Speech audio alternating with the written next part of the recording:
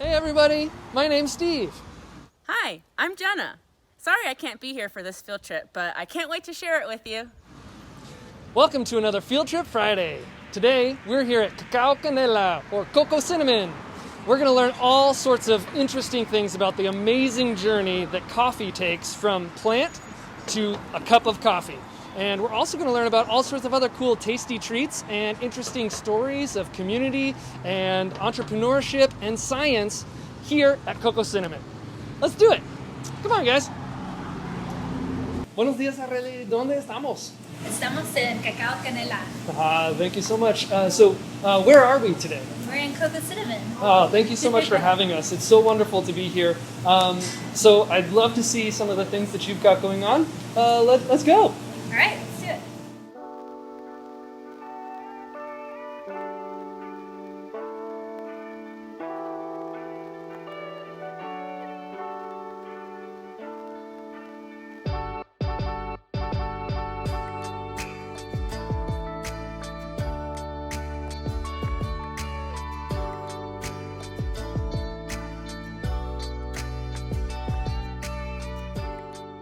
So, first of all, thank you for having me here, Arely. It's really wonderful to be with you. Thank you, Mandy. Thank you. If you don't mind, tell me a little bit about the journey of a coffee bean. Like, how does it even begin, and how does it get here, and what do you do with it once it's here at Cocoa Cinnamon? Wow. So yes, coffee has a very long journey before it becomes the product in your cup. It starts at origin, and that is the equator belt, that, where both coffee and cacao grow. We focus on Café Arabica, and we call it the seed to cup journey, but probably more like the plant to cup journey, because it literally starts with the tiny little seed that then props up this little soldier, is what they call them. Oh, it's so cute. It's very cute. It's basically, imagine a little coffee bean on a stalk. It's unbearably cute. But it takes 4 years before it starts producing anything. So, it starts with the plant in the nursery, and then growing from there. It starts 4 years later. Can a actual farm start producing coffee? So a lot of these farms that we work with have been generation after generation, and we focus on coffees from Africa, coffees from Latin America. Right now on our roster we have we have 2 Ethiopian coffees, 1 Colombian coffee, and I don't know how many Mexican coffees. A lot right now.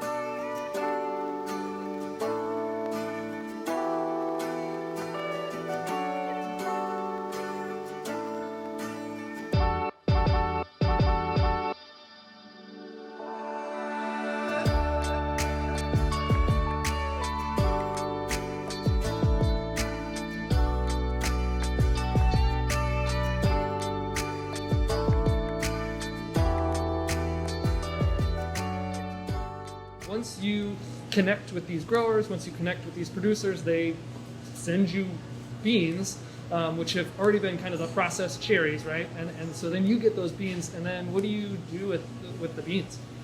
We eat them. No, just kidding. Actually, you can't because it's so dense.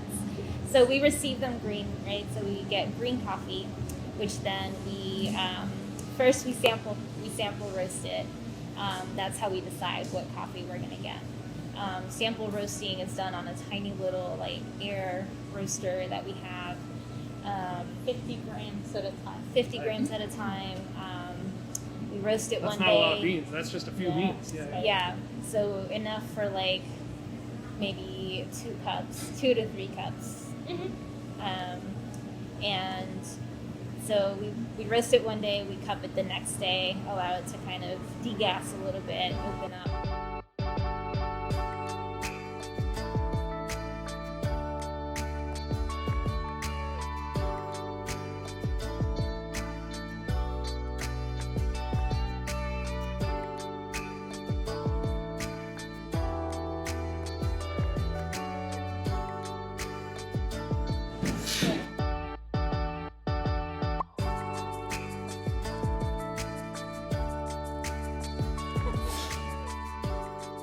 Cupping is the kind of testing, the tasting. Exactly what Yeah. we were doing on the table over there, and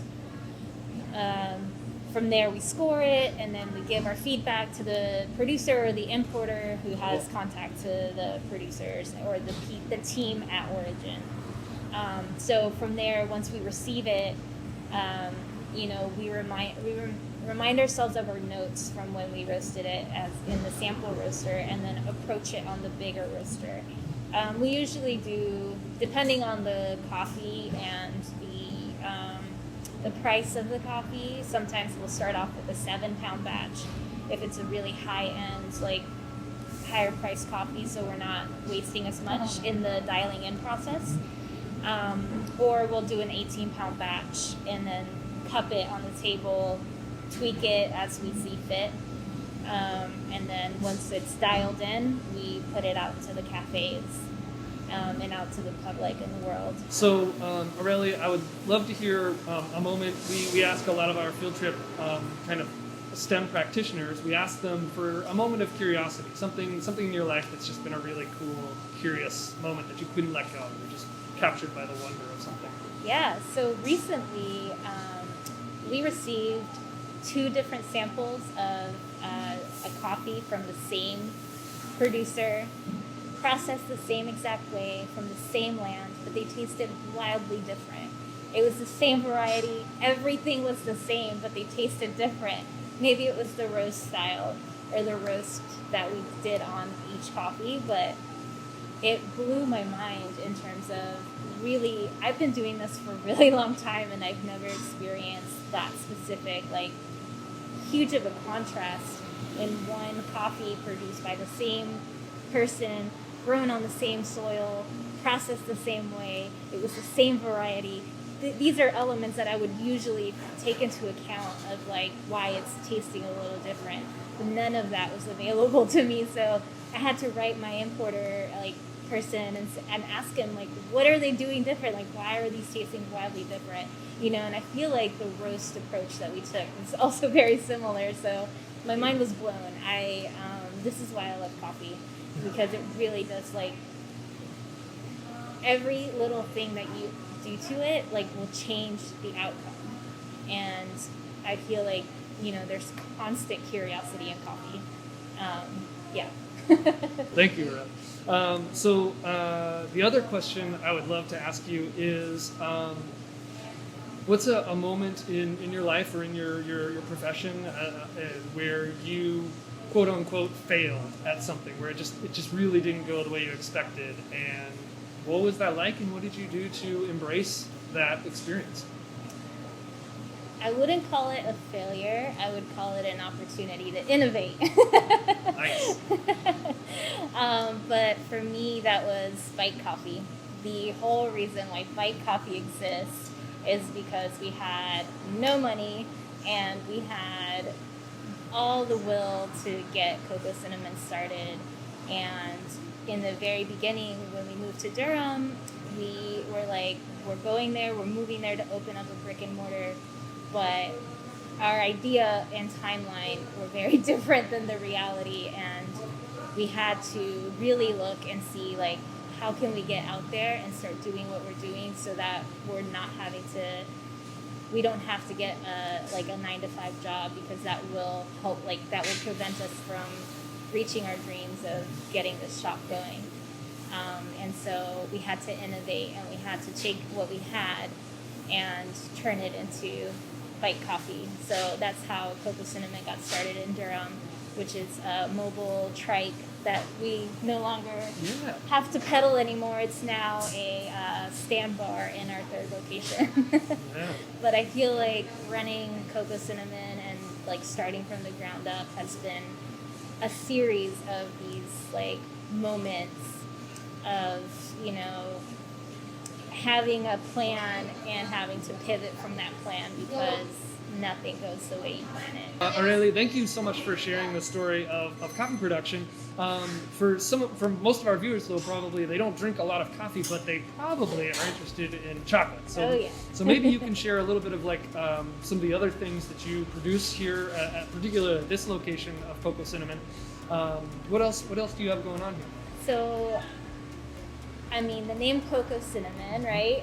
Chocolate is a big part of our business as well. Initially, when we started our business in 2010 in my mom's kitchen in Western Carolina, we were making like truffles and chocolate bars from like tempered chocolate. We've never like done bean to bar, which is its own fun like roasting process of cacao. But when we opened our brick and mortar, we decided we didn't want to be a candy shop, and we wanted to really focus on chocolate as a beverage. And so, you know, everything that we do is tied to history and the origins of the products that we work with. And so cacao is originally from the Amazons, and it made its way up to Mesoamerica.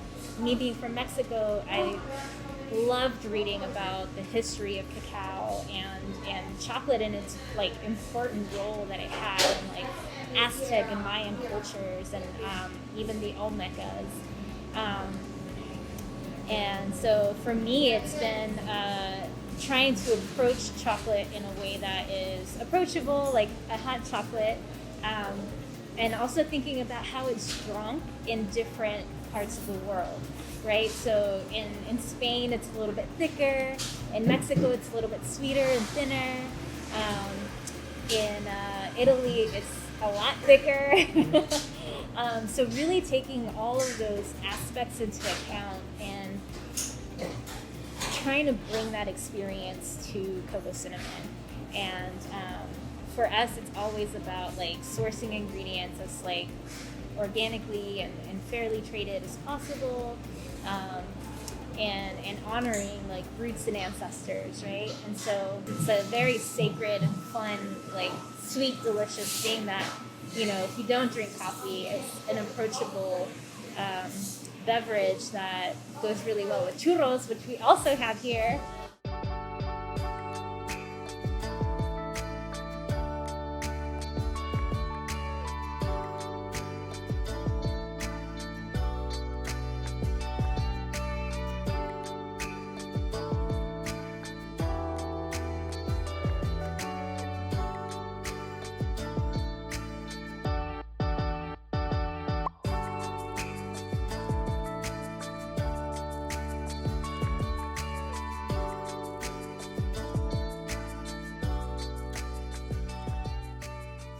But I feel like there's always going to be a story and a history behind all the products that we provide. Thank you so much, Aurelie, for having us today. It's been really, really wonderful to learn a little bit about your business, about your history, and about the kind of passion and science that you've brought to your work as the proprietor of Cocoa Cinnamon. Thank you so much for having us. Muchas gracias a ustedes. Muchísimas gracias a usted. Bueno, adiós. Adiós. Hasta la próxima. Hasta la próxima. Adiós, amigos.